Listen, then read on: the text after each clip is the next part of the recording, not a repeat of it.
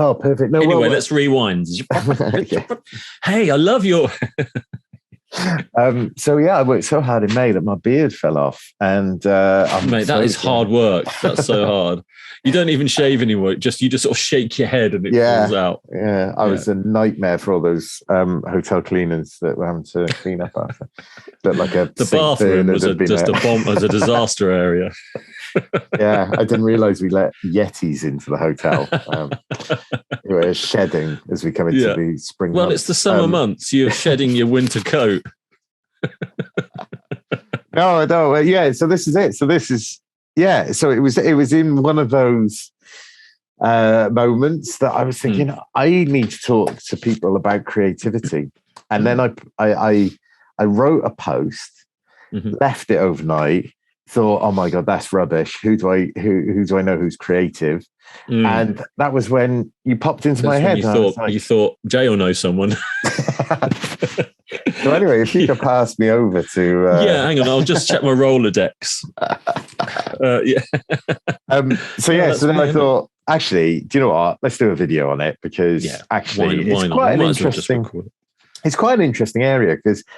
And have you noticed I've gone full into, host mode, video host mode. You've gone into Radio 2 DJ mode. Yeah. Good evening, everybody. So, and because I wonder if you get this, but people often, like, you turn up somewhere and they sort of say, they don't say it quite as abruptly as this, but they're like, just be creative. You can do something creative. Yeah. And it gets me thinking, because actually quite often it doesn't work like that. You can't turn it on, off and on. Yeah. So then I thought, well, let's talk to a creative person about the creative process, which is a word I hate because I don't think it's a process. But so personally, for me, I don't think there is a creative process because it also is very well. There is, but what I find is that it's different on different days. It depends what kind of person I am that day. Whether I've been particularly busy the weeks before, whether I'm burnt out working on a particular type of project, and then I pick a similar project up. My main problem is that you say about turning it off, not I can never turn it off. That's my problem. So my problem is that's it. It's just that I just don't. I can switch off from work. I can say at the end of the day, right, that's it. Down tools. I'm out of the office. I'm not working. But in the back of my mind, I'm thinking, there's a process happening that I'm maybe not always, that's solving whatever project I'm working on. So if it's a logo or whatever, and that can be simply because I'm a very visual person. So, and visual stimulus just triggers things for me when I'm not really expecting it. So I might just think, I'll go for a walk to clear my head. And on that walk, I'll see someone walking their dog and I'll think, that's a particularly nice patchwork coat that dog's wearing. And then before I know it, that's becoming part of what I'm working on. So there's a lot of that happening. So that's one part of the process, which more often than not, I'm not ever really off. But then there's the other side, which you say, is there a way to kickstart that if you're not, and I think there are, when people say to you, just be creative, there are sort of steps you can take, which is like, right, I know I need some visual aids. I know I need to get, and usually if there is a point where I am struggling with any of that, then I just get out of the office and go and do something that is not related to what I'm doing at all. They'll be like, right, this is a good time for me to go to the post office and come back. And by the time I come back, I'll have solved whatever because I'll see a billboard ad that I like, or more often than not, it's completely unrelated, intangible objects and colors and typefaces. Even if it's just to confirm a load of things that I don't like.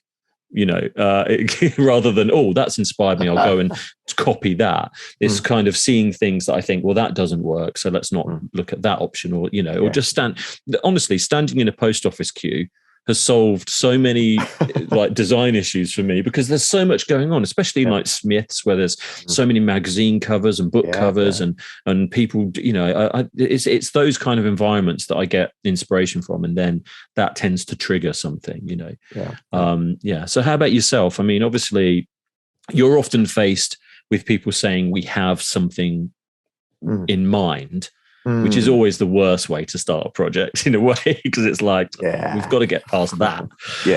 But like, you know, when you don't have to, you know, when you've ticked that box, where does your next kind of, what your inspiration to do something different or to expand on that come from?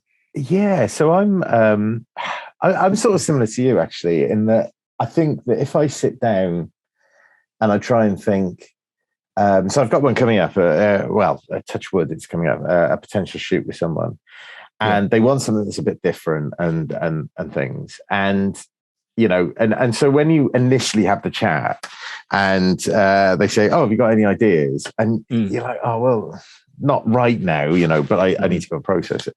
Then what inevitably happens is that, exactly the same as you, I switch off from work and I start scrolling through Instagram, which is a double-edged sword, because a lot of the content on there is absolute nonsense. But if you pick the right sites or you pick the right, you know, people to follow, they do something that then triggers, you know, and it takes you sort of down a rabbit hole. And so it's like a busman's holiday, really, isn't it? I mean, you know, you walk around and you see photography everywhere, and you're like, I wouldn't have done it like that, or I would do it like that. Oh, that was really interesting. And so so then you sort of start picking those ideas in. You know, I save quite a lot of pictures on Instagram that I then go back into. And put your logo on. Yeah, basically. I saw that amazing Levi's ad shoot you did in the 80s. Amazing. Yeah, the black sheep one. Yeah, that was me. Yeah. I was 8 years old.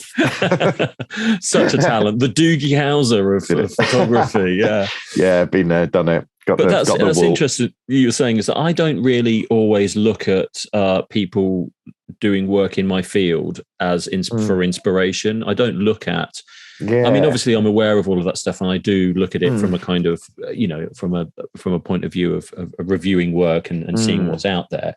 But I don't look at an ad and think, oh, I'm going to do something like that, or I'm going to take that concept and evolve it. I don't really do that, because I kind of feel like when I was at college, that was always like cheating. You know, it was just which it isn't. You know, all art is borrowed. Everything you've ever done and we've ever done has all been done before. Blah blah blah. But at college, you know, we were encouraged to just go away and just, even if it's just so wrong, at least it's yours and it's wrong. You know, so and I kind of still have that mentality of like, what I hate is when I have an idea about something that I really like, and then I see something around that time that's very close to it. Then I can't push my idea forward, because I feel like I want it always to be original, even though in my head I know nothing is. You know, as long as I haven't seen it, of course, of course, or you know, or I've been inspired by another designer or another advertiser, then I think it's fair game. You know, but if I see it, if you know, like, and I'm sure you're the same. If you see a particular style of photography, you don't look to mimic that. You might get inspiration in a way, but you don't look to. You don't think, oh, I'm going to shoot my next shoot like that, because absolutely. Oh, absolutely. I think it's more, for me, it's more the lighting, and I think it's the poses as well, because I think that, you know, and the one that I'm quite heavily into at the moment is what to do with your hands at the moment. Okay, every shoot I'm on at the moment, people are like, what do I do with my hands? And so we go from the class behind the back, I've just been arrested. Look, the class Project U Tree finally got me. What an annual review that was. You know, clasped at the front in the old school photo football wall hybrid mix. One hand in the pocket, one hand pointing down at your. I have a confession to make, which is that my father has been an avid photographer for years. He's a wedding photographer for many years, and there is a series, possibly a publishable book at some point, of me as a teenager with him testing out various poses, and it was to do with where your feet are. Where your hands are, you know, so your one foot pointing towards the camera, one slightly away, one hand in the pocket, like you say, behind you, and all of those things convey different responses. You know, not intentionally, you know, but people pick up on that body language. So it is hard. Yeah. Oh, absolutely. Absolutely. And I think maybe it's slightly easier for me because, I don't tend to, like you, I don't tend to start with a blank sheet of paper and it's like, I need to fill that in.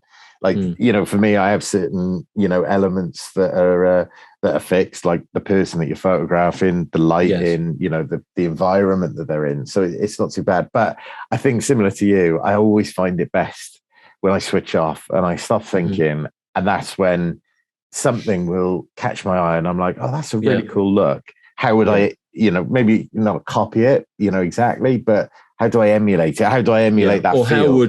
How would Nick Morrish do this? Or would have answered that? Probably badly. Not as good. Not as good, granted. Yeah. But actually, you picked up on something that I found was quite interesting. We said if you see an idea that's similar to yours, you don't carry it forward. And I just wondered, what happens if you do a logo and somebody looks at it and they go, "Oh my God, I can't stand it." What's the what do you do? That actually, do you know what? That rarely happens, and I'll tell you why. Because I tend to go, like at the concept stage, I tend to go for a kind of shotgun scatter approach, which is that I do the ones that I like, and I think, oh, this is what you should do, And if I was bold and very determined, I would just send one logo, and the title of the email would be "This is it," But I very, very rarely do that. I tend to have a spread of options. That then, and I'll say, look, option 2 and 3, I'm sort of leaning more towards, but there is value in the others. So basically saying, look, you should do this, but if you like the others, that's fine too. And more often than not, they tend to sort of go with my recommendations if we talk it through, and it sort of makes sense. And you've been doing it for long enough, and you know what works and what doesn't, and what fits and what doesn't. It rarely gets sort of far down a project and someone sort of says, "Oh, I don't like that," unless there's something fundamentally wrong with it.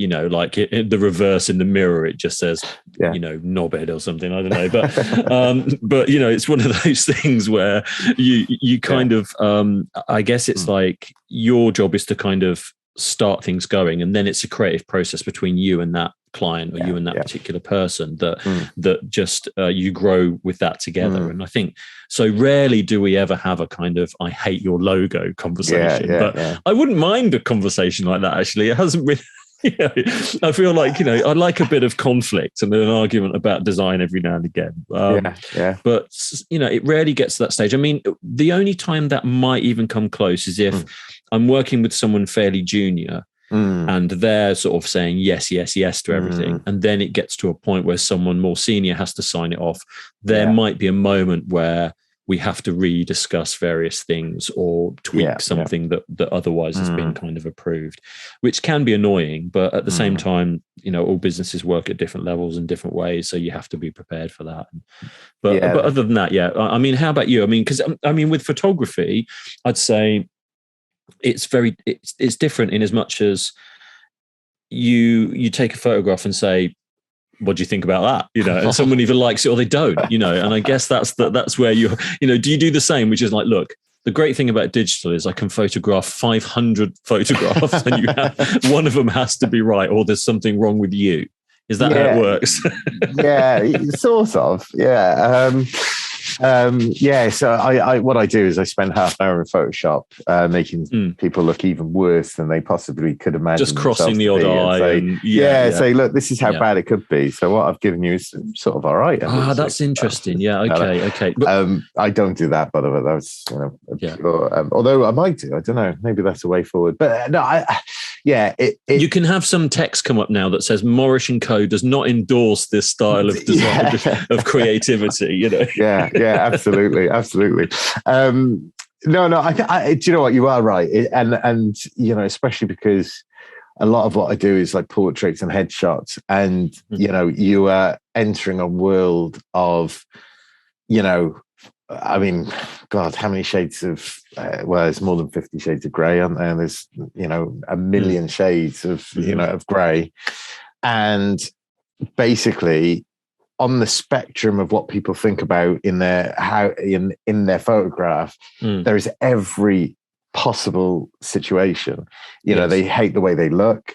I was going to say that's something you have to deal with when you're, you know, aside from like maybe if you're answering a brief for a client and you've got multiple people to shoot, you're also dealing with each individual because you've got to, you know, and also you're dealing with when you first meet them, how they react to the camera, getting them relaxed, and maybe there's a time constraint. So you're like, look, I've got you for 20 minutes. So I've got to kind of warm you up to get you to where we need you to be. And then they have to be happy with the result. And even if it's an amazing photograph, I'm sure 9 times out of 10, you know, or you know, a lot of people are like, oh, I hate my photograph being taken. You know, and then you're like, well, tough. It's your job and I'm here to do it. So, you know, having to deal with that, I guess, is a factor I don't have to. Well, you say that. I mean, we've done shoots together where, you know, you've been helping, you know, with because I think as much as you are a photographer, you are a counselor at the end of the day, because ultimately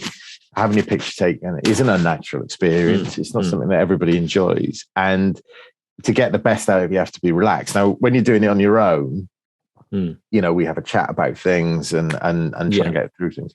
Obviously on shoots, it works out brilliantly when you've been involved because you're a nice guy and you explain and and I think it always helps to explain the end point and like why you're doing something, especially if like there was one shoot we were doing where we needed people to be maybe a bit more animated in their lives, and they were, and it was brilliant because you were saying, but look, this is how it's going to fit, this is the copy, this is, you know, this is how the you know, it's going to be sort of bright colors and everything, and it looked brilliant, you know, the end result. Well, I find like sometimes if people are, you know, like on shoots, and I'm very conscious that some photographers, like I've said to you in past podcasts we've talked, you know, some photographers are like, tell me what to photograph. You know, I'm literally a finger on a button. Just tell me what to point at. And there are those kind of photographs, which makes my job much harder because it's like, right, I've now got to orchestrate this environment.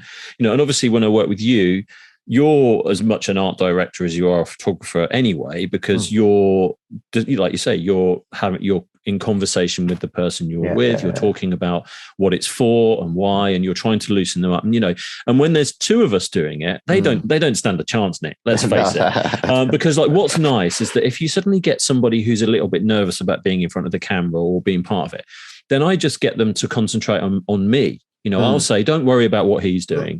Just, I will talk about what you're doing. Even if I'm doing a funny dance, you know, in the corner. I say, just ignore him. Just ignore him. He's mental. He's mental.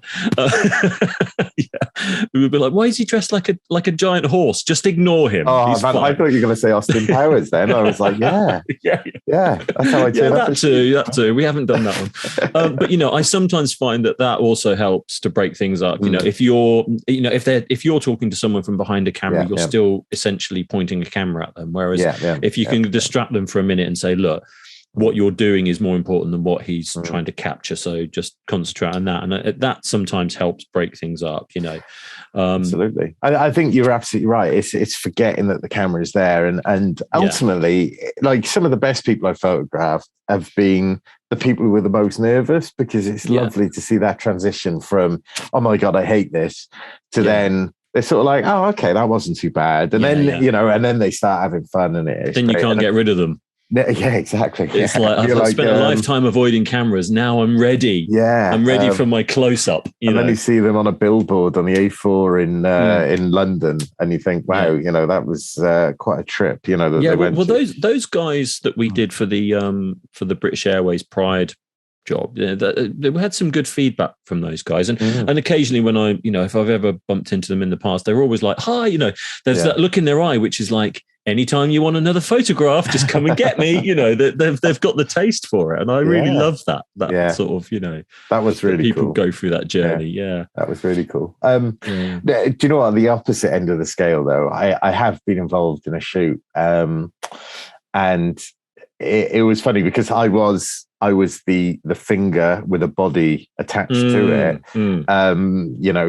told by somebody who's not as good a creative mind as maybe they think they are. Right. And that's always tricky. Yeah, basically it was awful because the person that we were, sort of dealing with had a panic attack just because of the way that the person directing, the stress of the, handled them. And, and I was sort of sitting behind the camera kind of thinking, I'm, it's one of those awkward ones that you're like, I want to step in, but I have to respect the person that's employed I think me.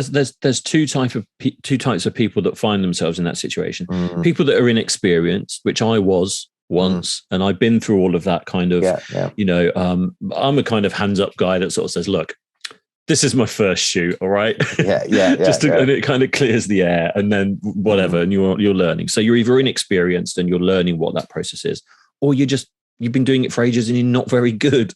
There's very little in between. It's maybe absolutely. This isn't one of your key skills. It's to defuse an otherwise tense scenario. Exactly. And I think it comes back to that, like what you said with, when you present options, it's the start of it's the start of a collaboration, isn't it, really? I mean, ultimately, we do what we do, and you are a brilliant, creative, but that's very kind of you. Thanks. It doesn't work if, like you say, if you've got a logo of a dog for a cat's home, Sure.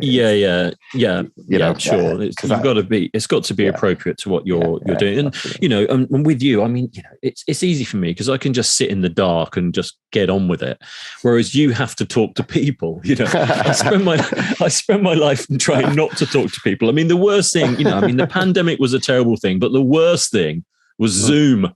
It was like everyone wants a Zoom meeting now. And I spent my life, I got that down to a fine art. I could work for years without actually talking to another human being, just emails. I'm good, and now we're all talking again. And, I'm joking, of course, but at the same time, it is like, it's a factor, a part of my job that I quite happily ignore if I could, but it's something that you are faced with constantly, which is meeting new people and making them feel comfortable. And which is cool. And there are ways we go around it. But actually, coming back to that, do you find that because whenever we've worked together, and when I was a BA and had moved out of the realm of photography and was doing a bit more sort of wider things, and I shoot a brief over to you and I basically leave you alone until it came back and try not to interfere. Do you find that people, now that they can get on Zoom, you're getting a lot more like, oh, can we just have 15 minutes to talk about, the leading of the font or whatever? Yeah. I think, in fact, I had a call this morning which was exactly that, which all I literally did was just sort of read through the email I sent to them 2 days ago, and then we ended the meeting. And it's because I guess, I don't know, people are busying themselves having a lot of Zoom calls, and I guess it's easier than having to track your correspondence and and speaking to people in real time. It is a good thing. Anyone listening out there, it's a good thing. It's just that I'm a weirdo that would just rather be sitting in the dark. But I do find that there's more. There's certainly more kind of unnecessary meetings being lined up. I look at it and I'm like, this is like a 2-hour meeting, and I just need to be in the last 4 minutes. You've got to stick it out. And I found myself just sort of, I could just have a photograph of myself like for like an hour and no one would know that I'd left. I think I this is slightly off topic, but I'm sure that I read the other day that there was some school pupil and they were having a lesson on Zoom, and they set up a screensaver so it said like reconnecting or something . And they just left that up and nobody realized that they like left the room. They were going to play FIFA or whatever it was. It was up for an hour, so it's not a bad shout actually. That's the way to do it. Just a loop, just to get yourself on a loop, just like a 2-minute loop of you going. Which is great. As long as there isn't a window with the same bird flying past. And as long as you don't nod, when somebody says, genocide is not, it's a really good idea, I think. Black lives really don't matter. Going, yeah, I agree. Yeah. You're constantly just drinking a never-ending cup of tea for 2 hours. Yeah. It's a good idea. No, do you know what? No, God. So bringing us back to creative. God, I wrote some notes down. If you can believe this, you were prepped. So actually, we should be a bit helpful to people who, because let's face it, that everybody these days has the power to do photography or design. And I'm not saying, obviously the big disclaimer in this is always get in somebody like me or Jay or together, that's even better. Maybe double act. But how do you encourage people to be more creative? Like, let's avoid, if I'm sitting there going, right, my logo, I've got Morris & Co. written in Comic Sans in bright fluorescent purple. Yeah. How do I get out of that and get to, obviously I'm not going to get to where I am now. Yeah. Well, maybe you might. Yeah, but but I guess. Well, again, it's very difficult because, like you, meeting different people, different jobs. You could be doing the same kind of job each time, but it will be different each time because you're meeting different people and how they react to what you're doing, or maybe the environment you're in changes, and that isn't so different from a lot of the design and sort of creative conversations that I have with clients, which is that it's often a lot down to how comfortable people feel about being creative. Some people are like, I've got some ideas and I'm going to send them over to you. And that's great because that kicks things off. Or I'll always say, if you've seen anything, that if the brief is literally so stark that there's literally, it's like, we need a campaign for this and there's nothing else. I'll always say, look, if you've seen anything, it doesn't have to be an ad. It doesn't have to, but if you've seen anything that you like, it could be a color of something, a font, it could be a particular style of person or something they're doing, or you could be looking out of the bus window and see a group of people and think that group,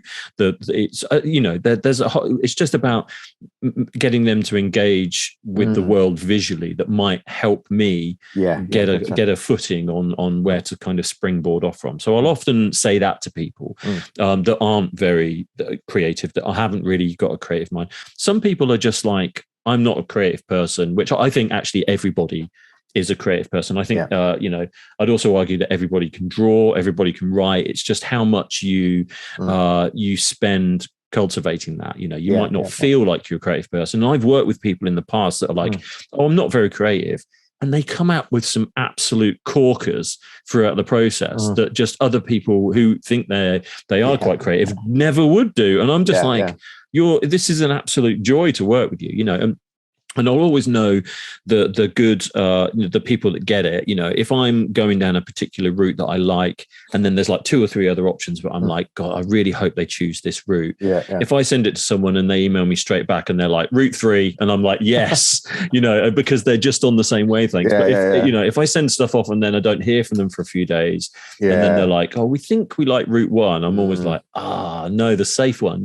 So there is, it's a spread. You're dealing with people and what they believe their abilities and what they believe their interaction is. But in terms of me influencing them in terms of being creative, is my job is to give them as many options as possible to say, look, here's a kind of thing, a whole load of things we can pull from that eventually will answer it, or maybe one of them answers it. It's about giving them like a toolkit of things to kind of draw from, but also just encouraging them to, not be scared to say you don't like something, because, and also, because I always say to people, you're not going to hurt my feelings, when it comes to a brief. If I send you something you don't like it, just tell me you hate it. It's fine. My feelings were crushed years ago. So I'm numb to all of that. So, that also is part of the creative process that people sometimes have a problem with, saying they don't like something. So all those little nudges and any kind of conversation I can have with people at the start about, those kind of creative springboards, I try and have, if I can, new clients especially, the older clients have given up on me, so they just let me do what I want, but the newer ones, I'll always try and do that just to get a bit of process. I think that's a really good point, actually. I think that being creative is actually as much about not being safe and being sort of brave and brave's the wrong word, bold enough maybe Mm-hmm. to actually go, do you know what? This is a completely bonkers idea, but what's the worst that can happen? The worst that can happen is you roll it back to something that's maybe a bit more in the middle ground and is not, you know, it's not bland, but then it's not, you know, I mean, and in terms of portraits,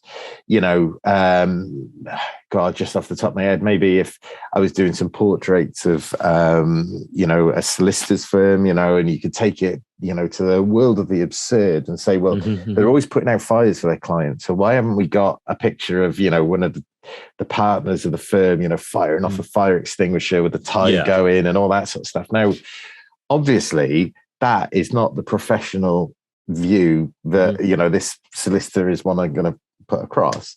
But if you wind it back, you can get something that maybe gets a bit of their personality in, or, you know, there's something that is not quite in that, you know, in that realm. But I think it's maybe it's just being daft enough to suggest it, you know. And I think that's it. No, that's it. It's you say daft. I think it is daft, but also it's about you as a creative person daring to put it out there, you know. Because when I first started working in various design studios, I'd have like I'd always have the ideas that kind of solve the brief, but then I'd have the ones that I'd be like, oh, they'll never go for that.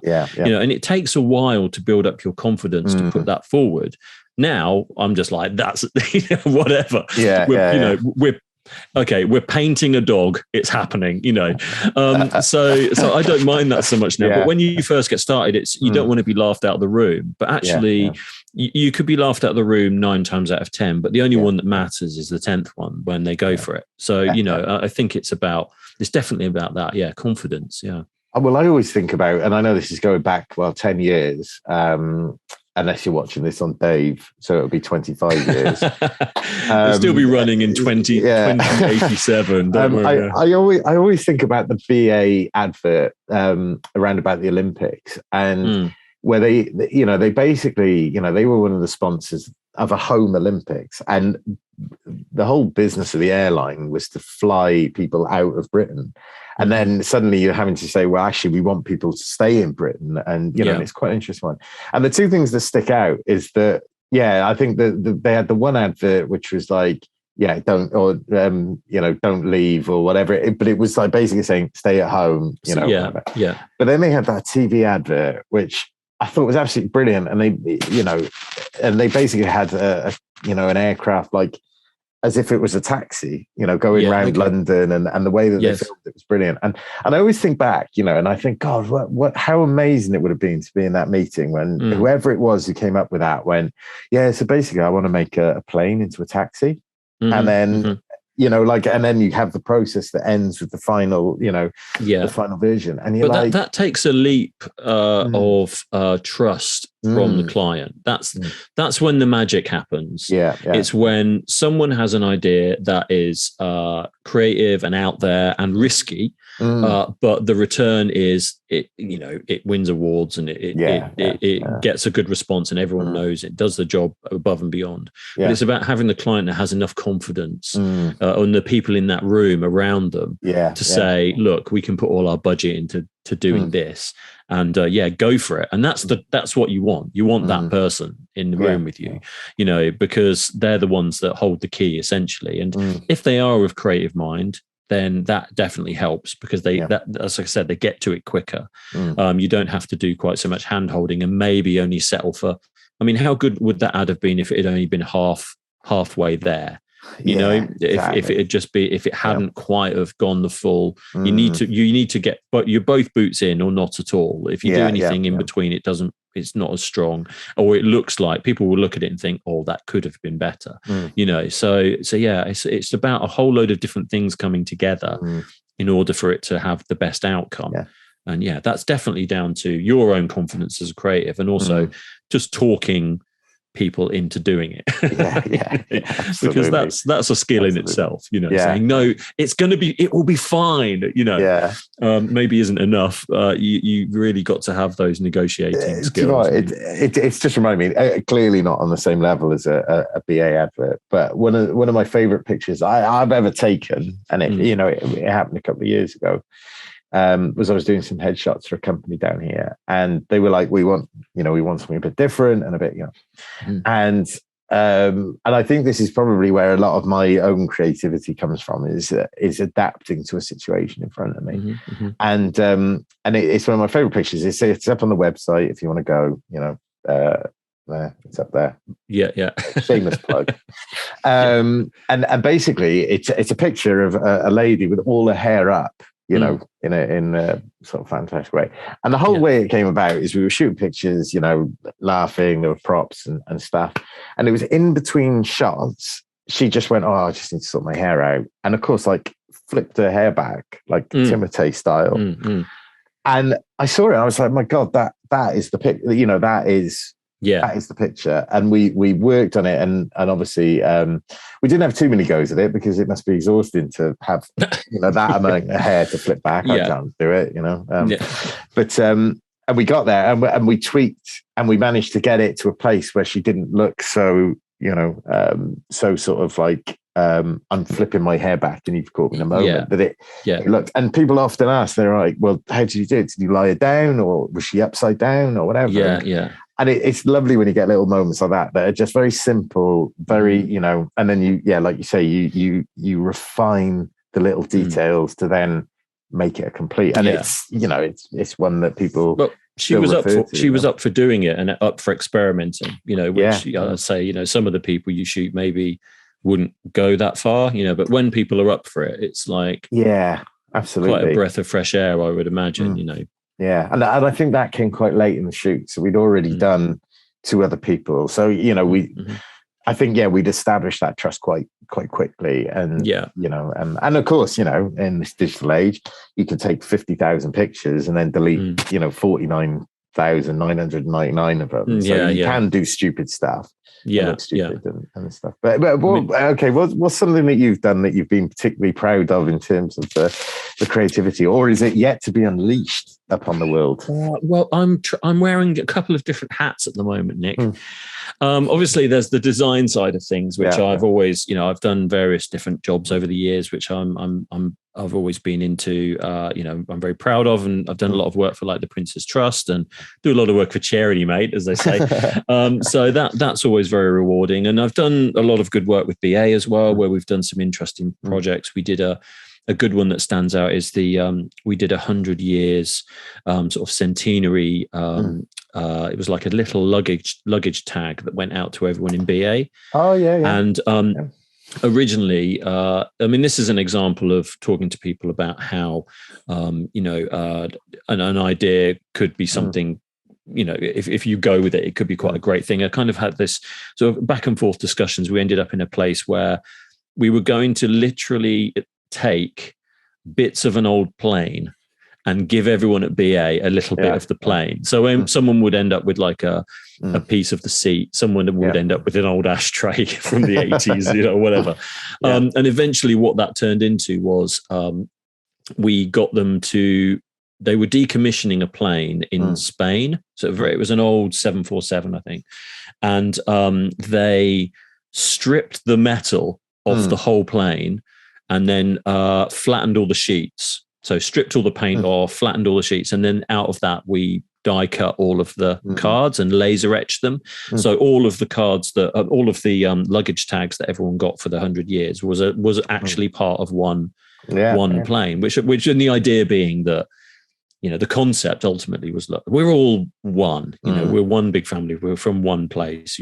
This is a small part of a much bigger thing. Yeah. You are a smaller part of a much bigger thing, but we're all one together. So that was the idea, and I was really proud of that. And what I loved about that was that just randomly one day, the guy that I was working with at BA, he just said, "Oh, I've got some photographs. They're on the air. They're actually on the Strip in Spain, chopping it up now." And he sent me a whole load of photos of just these people just smashing a plane up and like cutting massive sections out of it with all these metal cutters and everything. It was just really cool to know that like eventually that would end up as this tiny little thing, but it had such big beginnings, So that was a good project. That was one. So from a design point of view, that was good. But my other hat that I'm wearing at the moment, which seems to have kind of grown a bit more out of the pandemic, and something that I thought I'd put down sort of as a younger man, is that I'm doing a lot more illustration. So something that I've always been into, and it's one of those things where I thought, when I retire from being a designer, I'll get back into my illustration. And then I realized that maybe I'll never retire. So I should probably just do it now. So I've been doing a lot of illustration, and particularly comic book stuff I've been doing a lot of. And, being the kind of 45-year-old man child that I am, it's been incredibly, I've been loving it. It's been great. It's been an absolute joy to be like properly drawing again. And because I used to do a lot of it. I mean, it's how I started, was doing a lot of life drawing and drawing a lot of comics as a kid. And then I got to a point where I thought, I probably need a job and not be a hard up artist. So then got into design, and now I've found that I'm finding more time to do that as well. So that's kind of coasting along. So in terms of jobs that I've done recently, obviously we've spoke before about the Danger Mouse stuff. That was good. That was a good one because it was a lot of design work, but also I got to do all the illustration for it. And I'm doing 2 other comic books at the moment. So we've got the Pugs in Space on the go, and then I've got my own project that I'm working on that's sort of in its infant stage, but I'm getting really excited about that. So that's in terms of like inspiring stuff I've been doing recently. That's definitely been something that, while the kind of last couple of years have been a bit random and a bit whatever, I'm still design work still going on, but obviously a bit all over the place. One good thing that came out of that was that I ended up doing a lot more illustration again, which I totally forgot I absolutely love doing. And that's interesting because then when people are like, oh, I knew that you did illustration, but I didn't realize that you do. Like it looks good, or it can. So I'm starting to now find that the crossovers are happening again, where other people are seeing that, and then they're saying, "Well, let's dial some of this into our design work." So it all just feeds itself. So that's been definitely an interesting creative sort of leap for me in the last 12 months for sure. Yeah, that's been wicked, and I've got to be honest. I mean, I was going to say I've been involved in both, but I haven't actually. I've been on the receiving end, I think, of both hats, odd job style in James Bond. I got one of the key rings, and I have to say, you did get one, yeah. BA, for years and years, used to give you all sorts of, tut that was, some of it was useful, some of it wasn't. But that was something that I remember at the time. I was like, my God, that's proper. It's a keeper, that one, isn't it? Yeah. And I've still got it. It is on a key. It's a fully functioning key ring at the moment. Yeah. I was wondering if I've got it here, but no, I think it is in here. Yeah, no, it's it's one of those ones where I guess, I mean, ultimately, it's just a bit of metal with the thing written on it, but the idea behind it far outweighs. It gives it more value. And when you strip it back, it's a simple idea. It's not overly complicated. Like you say, it's a scrap of metal. It could easily have been a printed card, or it could easily have been like a credit card, plastic credit card. They could have done something like that. But the fact that, like I said, it's about.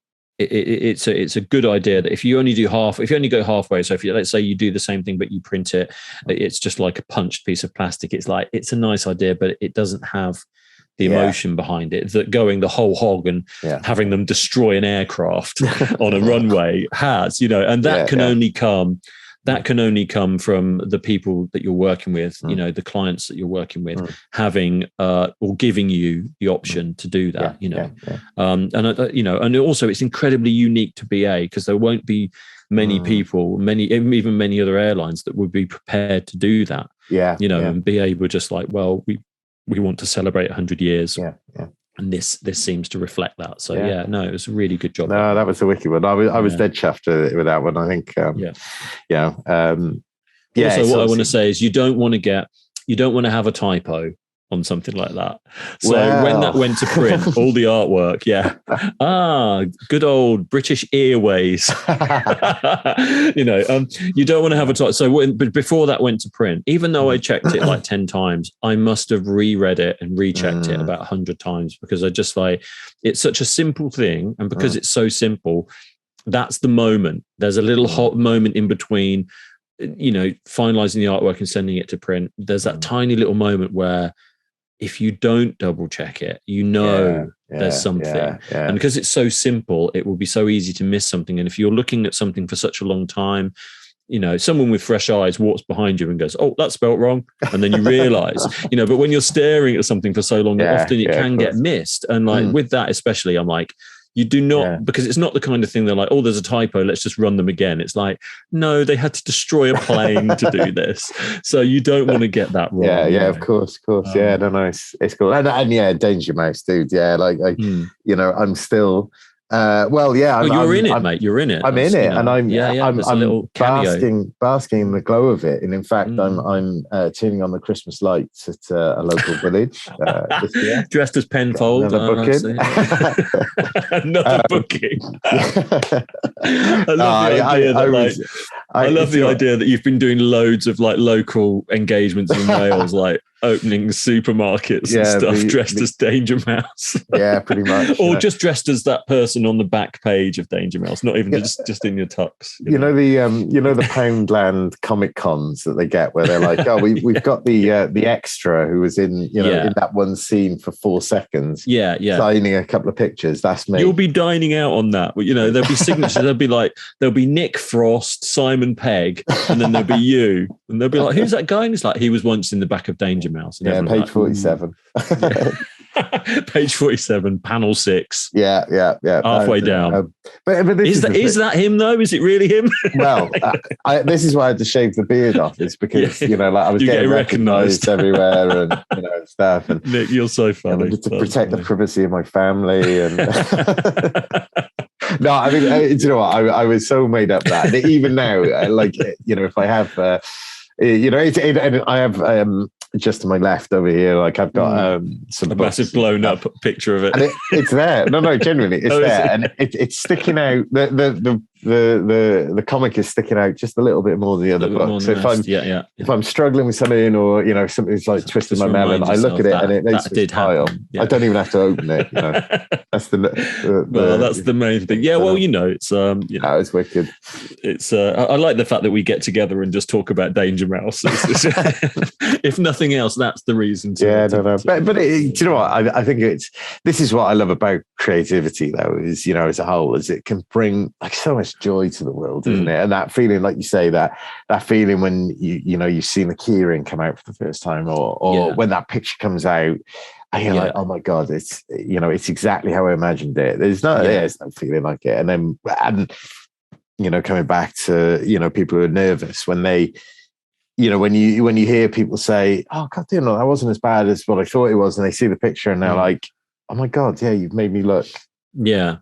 It works, and there's no better feeling, really. Well, it's interesting what you're saying. We obviously talked about the creative process and where do you get your ideas from, and sort of maybe some ideas about how to help yourself and clients working together, and but for me, there's also the creative process isn't always about like sort of the start. It's equally about the finish. So for me, I never feel like a job is finished, even when it goes off to print and there's nothing I can do. I always feel like, and that is because we're restricted by time. Right. So you're like, look, you have X amount to do within this time. Be as creative as you like. Go through the process, the development stage, the artwork. It will get to a point where you can't do anymore.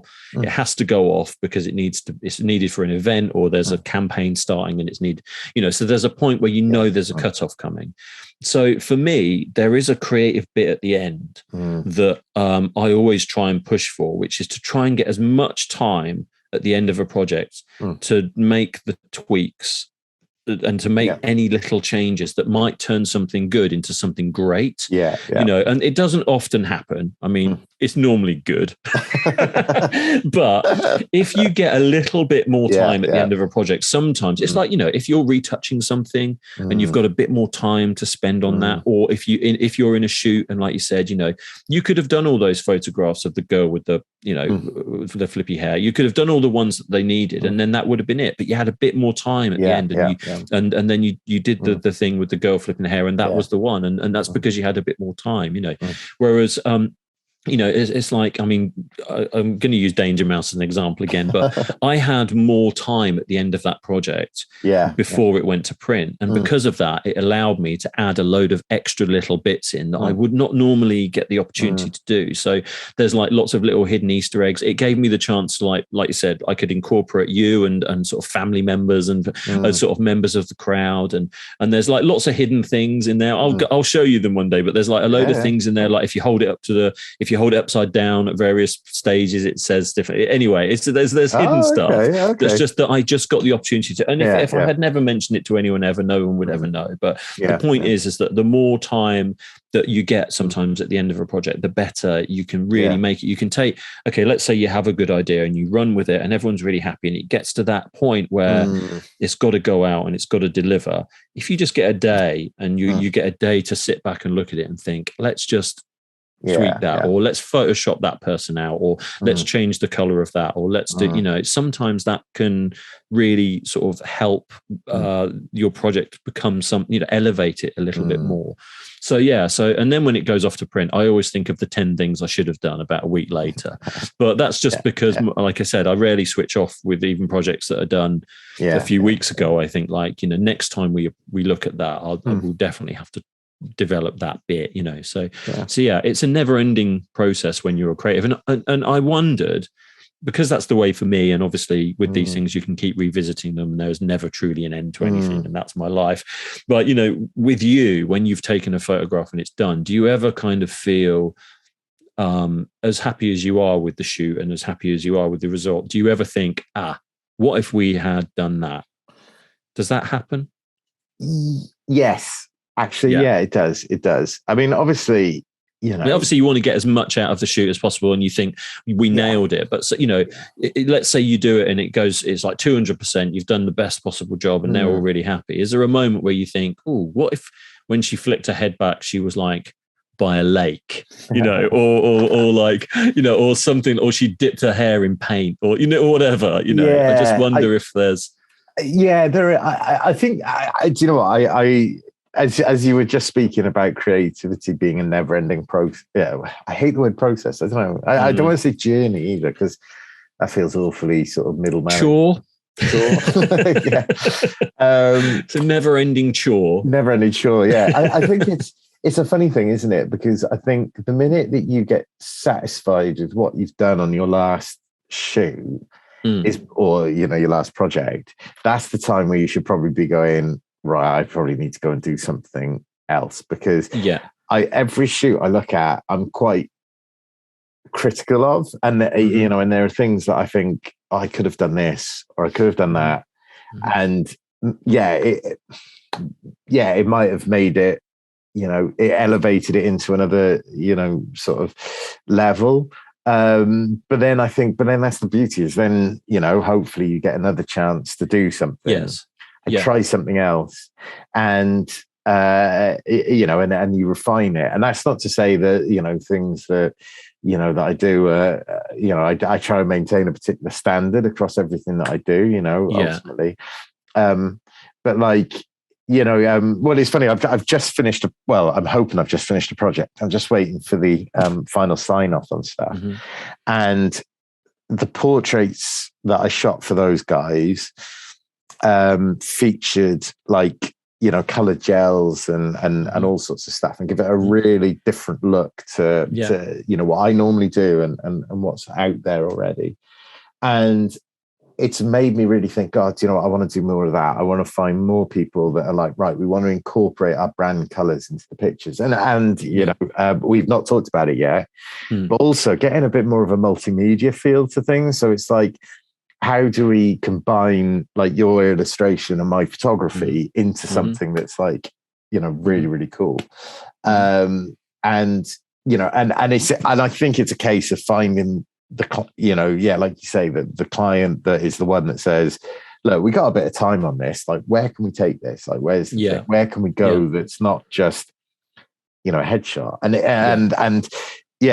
Well, actually, do you know what? Just off the top of my head, I have thought of someone that might be perfect for this, so I'll be in touch about it. But like, you know, like and that's what excites me. And you know, and looking at like these colored gels and you know, because ultimately, you know, a headshot is a headshot, but then there are ways of elevating it and connecting. Yeah, but I think it's an art. You know, I feel like it's like, I can only liken it to a job that I used to do years ago. I worked for a very good design agency called ODD. Shout out if you're listening. And we used to do a lot of fashion work. So we used to do a lot of work for Lacoste. They still do a lot of work for Lacoste. And at the time, we used to do a lot, and I mean a lot, of shoes. Right. So what would happen is Lacoste would create all of these shoes. They would be all concept shoes. So they'd be a right old mess. You know, they'd be stuck together with sticky tape and whatever, but they were like, this is what next summer's trainers are going to look like. This is what next summer, you know. So it was all very exciting because you got to see fashion 12 months ahead of time and you're always working a year ahead and all that stuff. Yeah. But they always needed us to create these ad campaigns for shoes, but we were only ever allowed to shoot the shoes.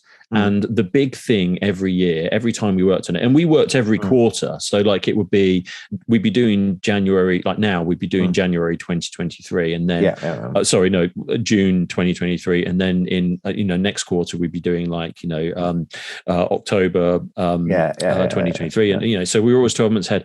But we constantly it was essentially someone constantly giving you this brief again and again. Here's a pair of shoes. That's the brief. And then you would have to like think of creative ways and things to do with them. So, you know, how do you hang them? Do you have the laces kind of individually hung with wires? Do you have someone wearing them when you're running out and you go to different environments? And, you know, and every sort of 3 or 4 months, we'd have to rethink these campaigns, and it would just be the same brief again and again. And it was the same, like, I worked with them like 4 or 5 years, and it was like that all the time. And it's the same. I feel like it's the same with headshots. People feel like a headshot is a headshot. You know, a photograph of a pair of shoes is a pair of shoes. But what do you do that's different within the confines of that brief that elevates it to something interesting and creative? You know, well, this is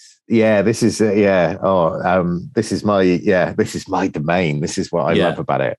And the thing that I have that is the differentiator between every headshot that I do, even if you use the same lighting, it's the personality of the person. Because ultimately, we can all look like our passport photo that tells us nothing about the human other than they're pissed off at having their passport photo taken. And in fact, actually, slight tangent, top tip for doing your passport photo is, imagine you've just got off a 12-hour overnight flight and you've not slept because the kid in the seat behind you has been kicking the chair. Imagine how pissed off you'd be looking at the border force guy, and that's face. Your photo. That's your photo. That's your passport. That's what my current passport photo picture is. And those a little bit of drool, a little bit of drool if you can manage it. And the electronic passport gates, they let me through straight. There's none of this. Oh, it might be him, but he's smart. It's like, no, he's miserable. He looks annoyed now, and he looks annoyed here. So it's definitely he's annoyed. Get him through quick. But with what I do is that I think that, you know, and this is where the subtlety comes into it.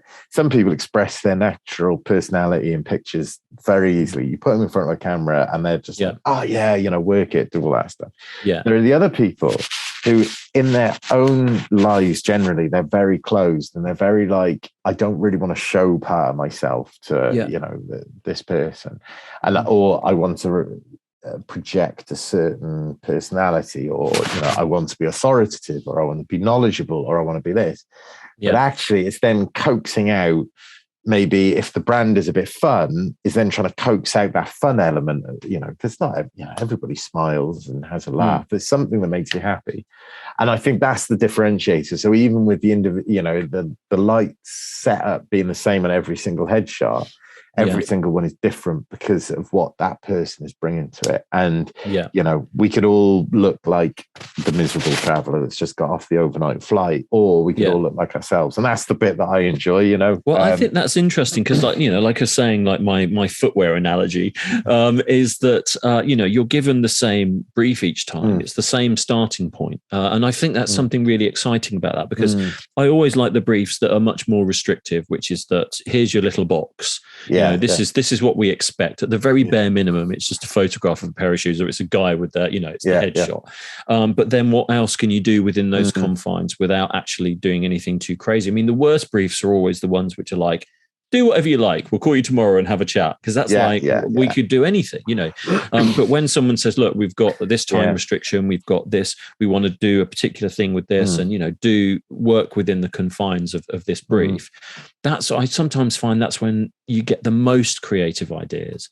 Like with the footwear stuff, we, when you look at that spread of like sort of 4 or 5 years of all the different campaigns we did, I'm really proud of that body of work that we did, because it's so mad to think that you could do that with a pair of shoes, you could do that with a pair of shoes, you could do that, but and we did so many different things. And again, from being in a very small confined photography studio using different gels and wind machines and all that stuff, to being running around on a beach wearing trainers and and the variety that you can get out of such a simple brief is quite interesting to me. I'd be interested to see, with the headshots, like, like I said, it's the same brief, but the variety you can get within that brief is just massive, Absolutely. It's interesting. Yeah, very interesting. I think, do you know what? It's so funny that, so the post that started all this off, the one that I wrote, that I was like, actually, no, need to get J-Dog involved in this one. Actually starts off. That's my street name. Yeah. It actually starts off with that exact example, that the worst thing that you can say to a creative is, well, what do you want to do? Because or just do whatever. Because ultimately, like, whatever they do, unless you get lucky, is not going to be what you need. There needs to be a certain red line that you can work within, because going back to the dog logo as a, for a cat, cat kennel, cat kennel. Cat kennel? I don't know if that thing. I don't know. Cattery. Yeah. Cattery. Yeah, there we go. I mean, it seems like a brilliant idea, and it's like well out there, but is it actually what the cattery needs? Sure. Well, I think like, but also it shows your sort of level of understanding and your sort of creative professionalism, if you like. If you can answer that brief without having someone hanging off a helicopter, or without, it's like, look, here's at the sort of base level, it's like, here's a room, here's some gels, here's the person you need to shoot who doesn't want their photograph taken. Go, and then it's up to you what you can do with that. Whereas if you're given total freedom to, put them on a jet ski and send them off Bournemouth Pier or whatever, then that's a different result. And also, you don't want every shot to be like that. No. Every shot can be wildly and mental. We could have done every one of those footwear campaigns. All the shoes could have just been on fire. You could have done that. But the point is that, like, the idea is that you it's about the nuances that you get the crazy girl flicking her hair back, but maybe the next one isn't quite so great. Maybe it's more traditional, or maybe the background's out of focus, or maybe she is, or So I guess it's all. It's just about pushing those boundaries in different directions. And that in itself is sort of, the kind of internal creative struggle that you have. Never mind about getting to the point of actually starting something. It's what do you do within the confines of that can, that's different from what you did before. Or not inspired by your peers, No. Well, actually, I mean, talking about the shoes, did you ever have an octopus wearing 8 different pairs of shoes? No. Do you know what? We could never catch one. We had a few crabs and a turbot, but we never had we never got the octopus. No, we did. I mean, going on about shoes, but it was interesting because on the base level, when you see it written down, it sounds like the most boring brief on earth, which is photograph a pair of shoes. But on the flip side of that is that, like, it's like, but you can do whatever you want with those shoes. So, like I said, we did so many different things with them, and we did these really cool ones that I liked. And it was pure by accident. We did these like kaleidoscope shots of the shoes. So we took like shots of the tops and the sides, and then we built all these like really amazing like kaleidoscopic ads, and they look so good. We had them on billboards and press ads and stuff. And just from a distance, they look so awesome, like these big flowers. And as you got closer, you saw that they were like all the different trainers for that summer. And so, it was just really cool. And the style of how they were printed came off of the fact that we had an Epson printer in the office that ran out of ink one day. and we were running stuff out. I think we ran out of blue. Right. It was running out all these ads that we were working on. Yeah. And as they were coming out, they just looked like these most sort of psychedelic, awesome. And we were like, we should do that, you know?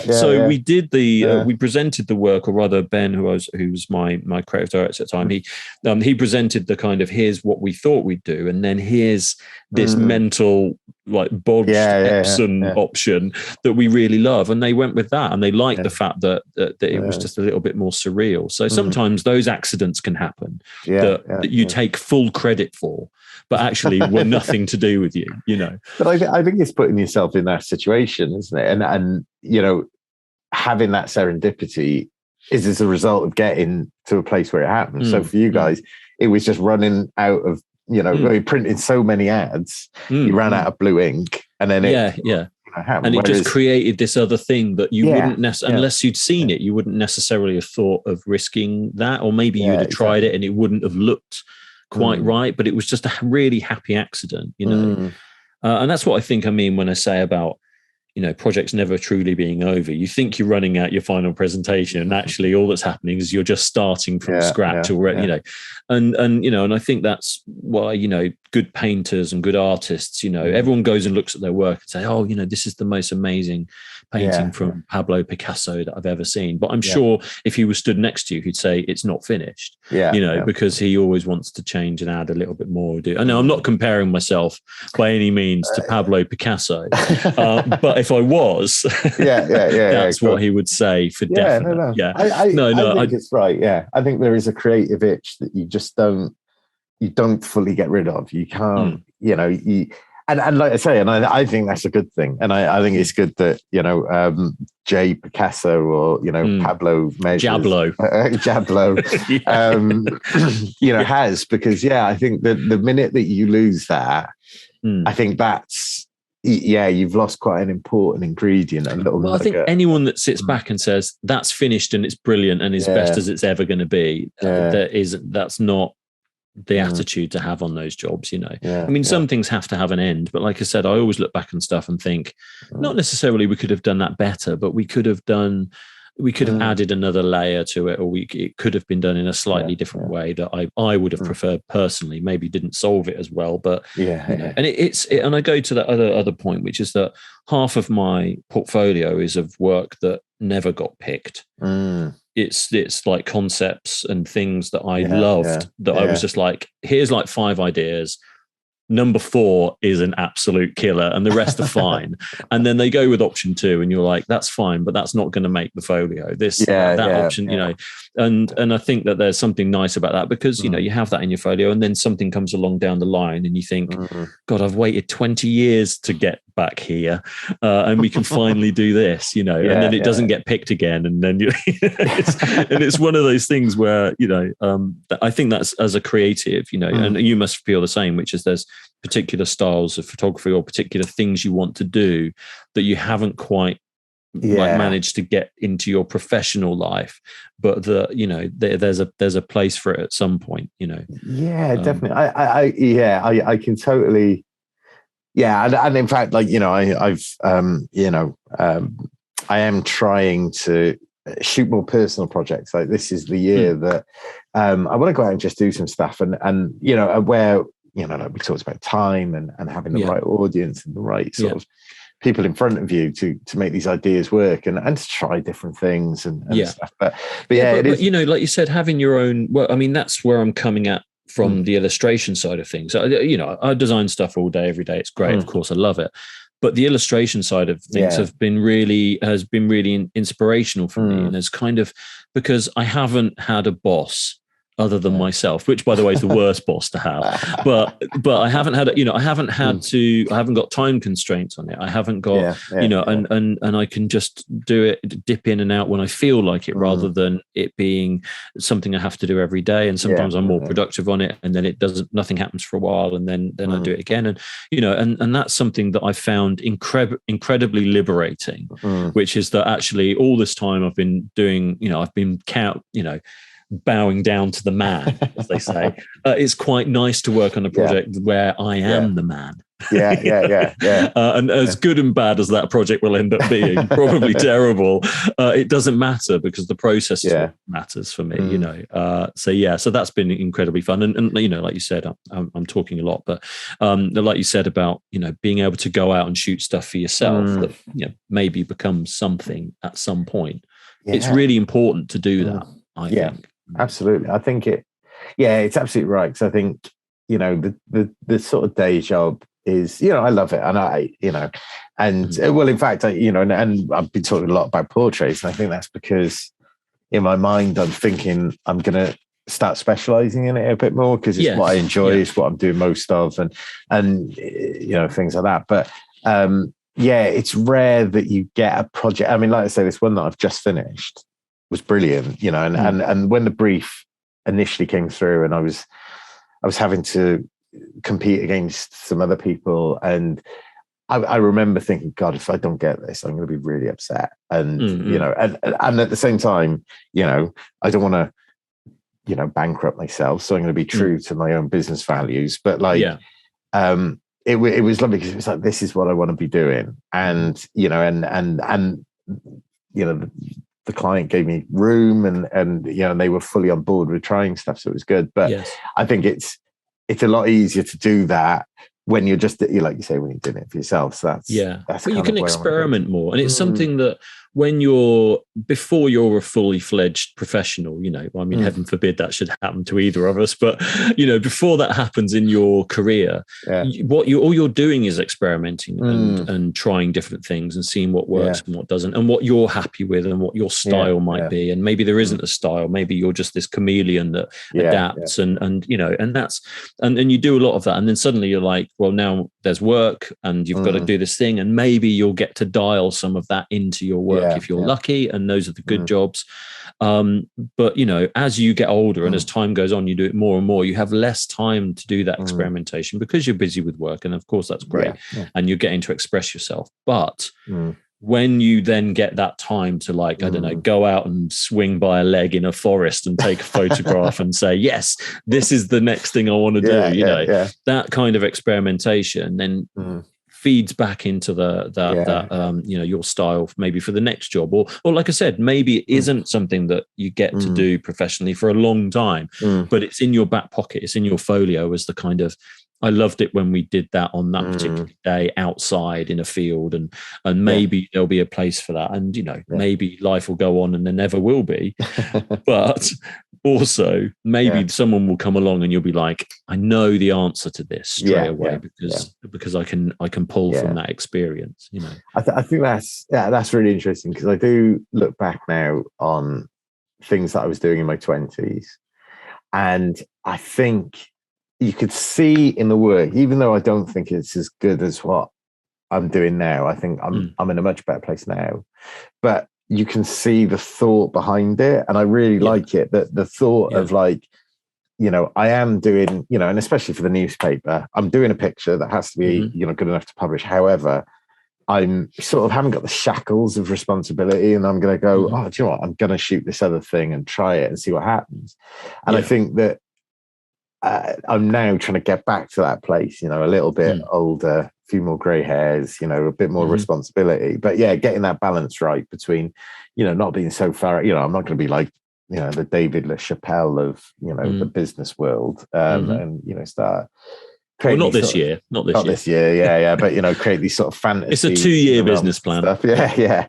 But like, you know, it's like, but it's sort of, keeping that, you know, that sort of thought behind it, and like you say, and trying it, and going out shooting something as a personal project. And I think a lot of people find it easier when you show them something, you say, like, I've done it like this.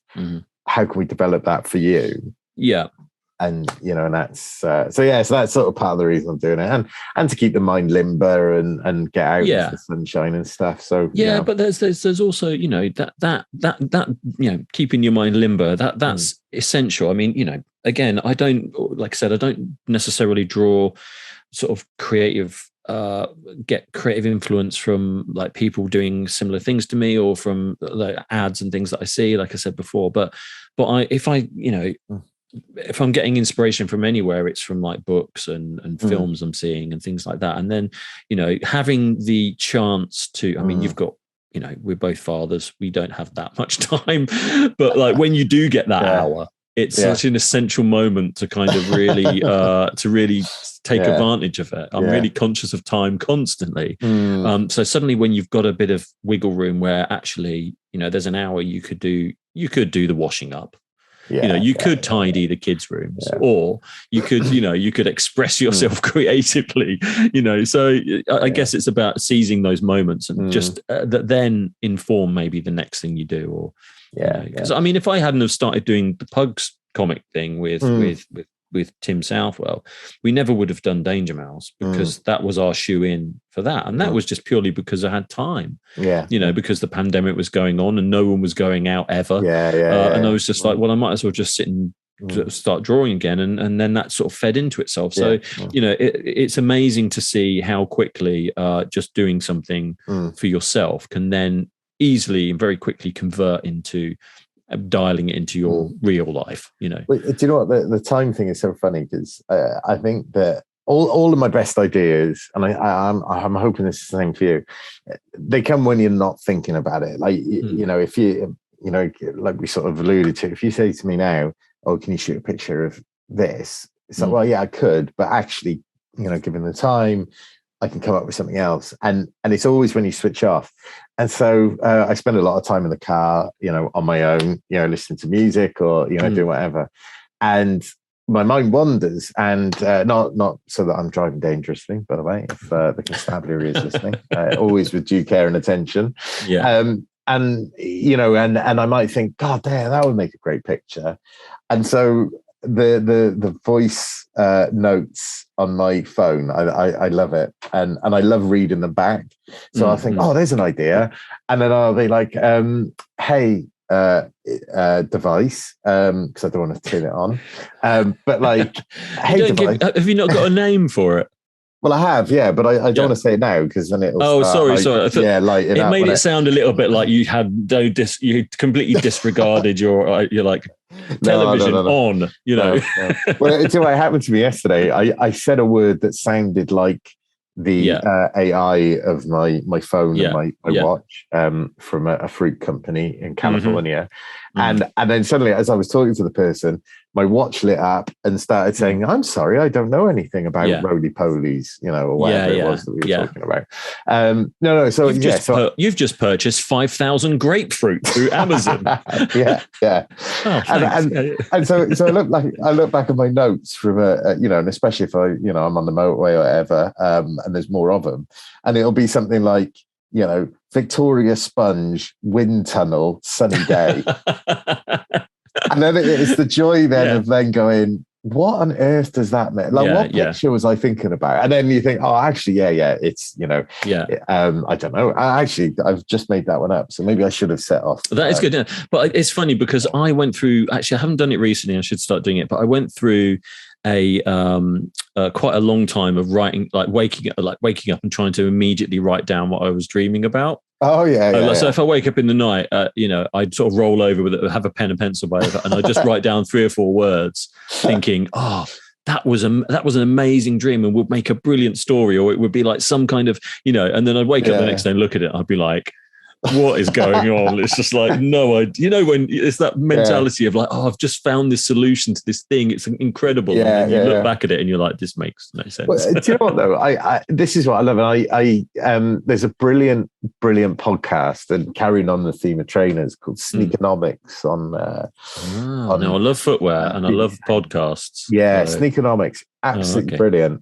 Sneakonomics. And basically, it talks about the rise of the trainer and the big companies, Adidas, Nike.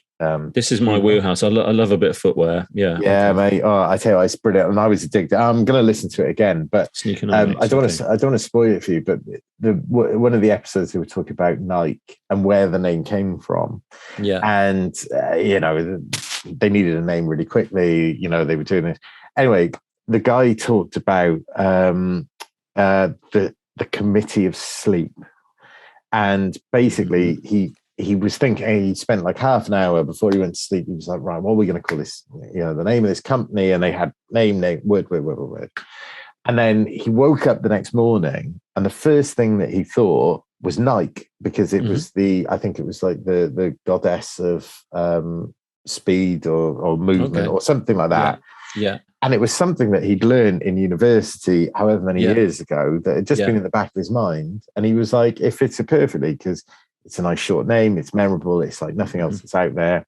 It's got a K in it, I think, which you'll know more about with the brand and the logo and stuff. Yeah. And that was how it came about. And so, so I wouldn't disregard. I think I can guarantee you that there's two things. Like if I'm stuck on something, if I okay, so let's say 2 routes are done, and I need a third route, and I'm like, how am I going to approach this? And I've done my kind of trip to the post office and back, and nothing's happening.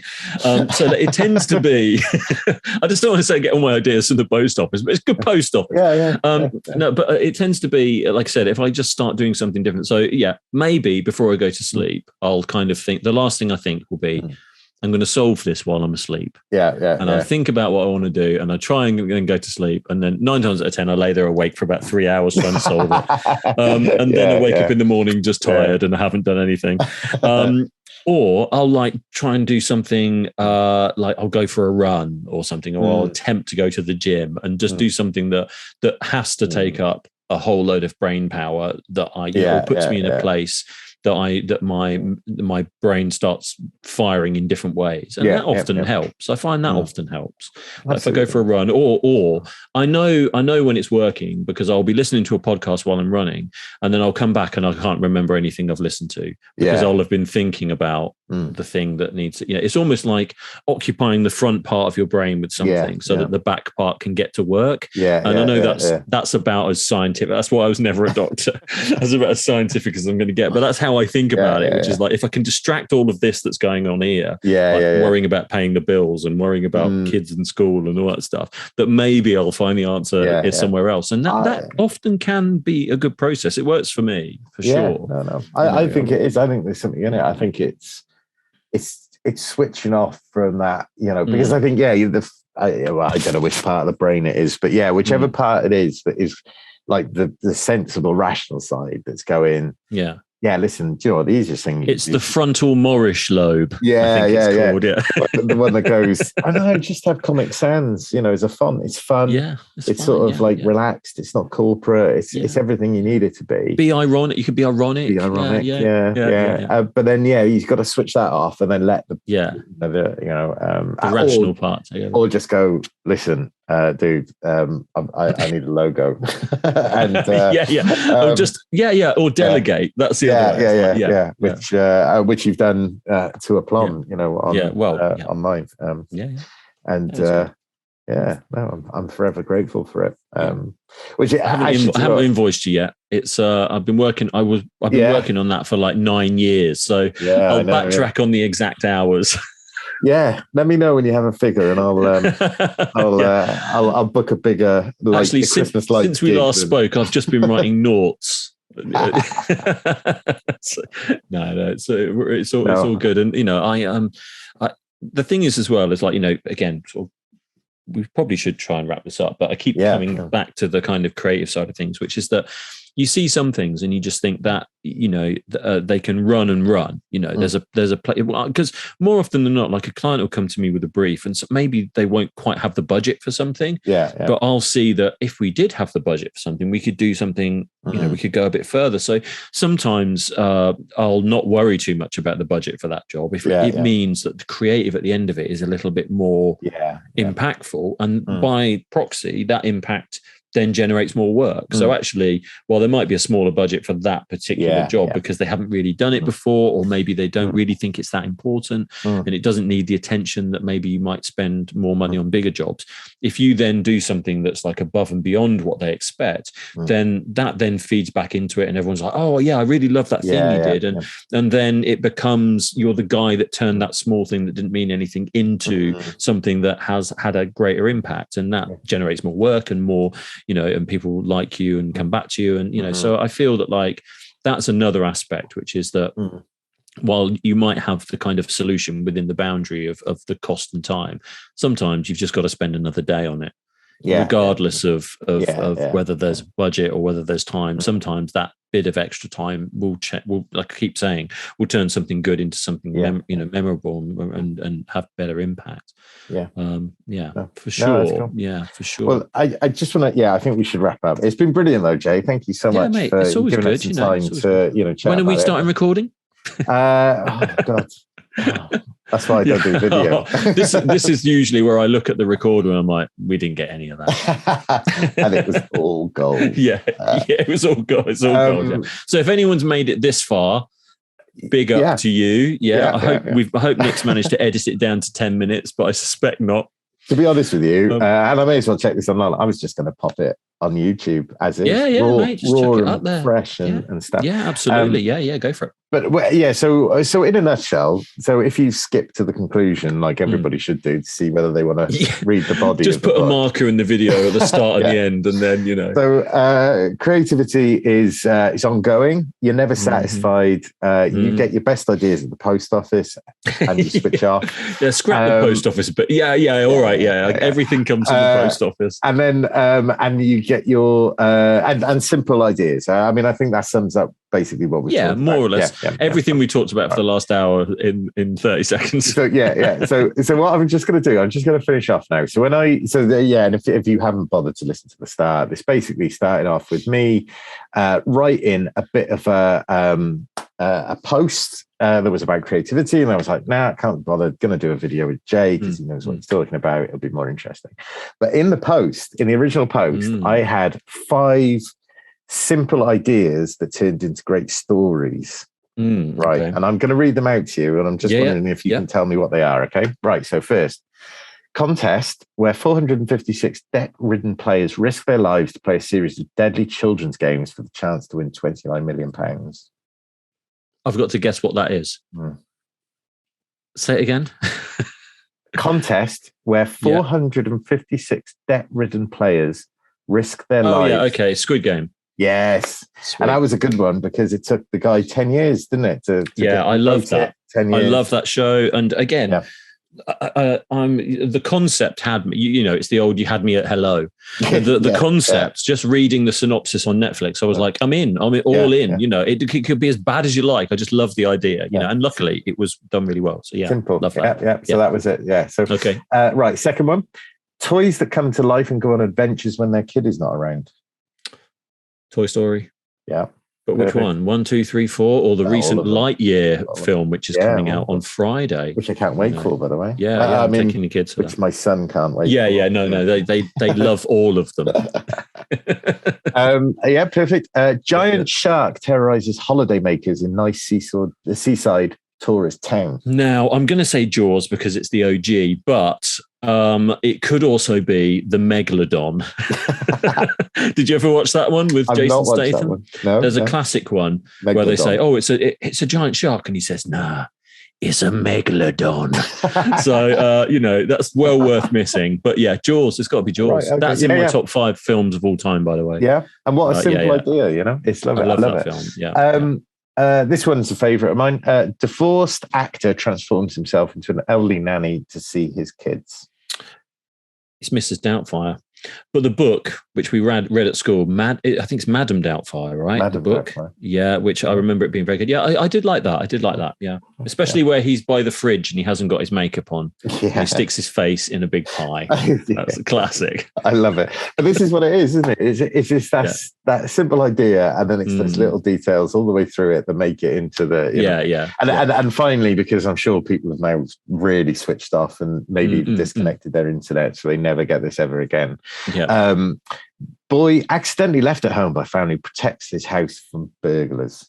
Yeah, Home Alone. Yeah, or My Son. So either we're always leaving him here. I come back. There's like an iron on a rope. There's blood everywhere. Yeah, I saw. There's a brilliant remake of the trailer, which you should have a look on YouTube. Which flips the script and basically it makes Macaulay Culkin look like the bad guy. Oh, really? He's just like this kid who likes torturing people. It's so funny, and when you watch it from a slightly different perspective, he's like he's a proper little shit. Yeah. Yeah.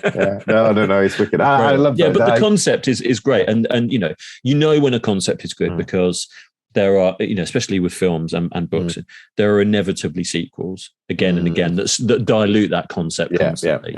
Yeah. But the fact that there's 10 Jaws films or whatever, and the fact that they haven't remade it recently means it's probably coming. Is just the first one's a classic, and then they rode out another 4 or 5 films off the back of it. I mean, that's the thing. Yeah, you can only have so many, giant sharks attacking, seaside towns. It's the problem that Star Wars has, which is that the first one was good, the second one was amazing, the third one not so good, but whatever. It's the original trilogy, and then they've just milked the cash cow for the last sort of 30 odd years, and it's TV shows and. I don't know if I'm, and maybe right. And at this point, actually, I'm going to say thank you to everybody who's made it this far and listening. We switch over to our other podcast, Sci-Fi Talk with talking about vlogging a concept. We moved into critiques of films.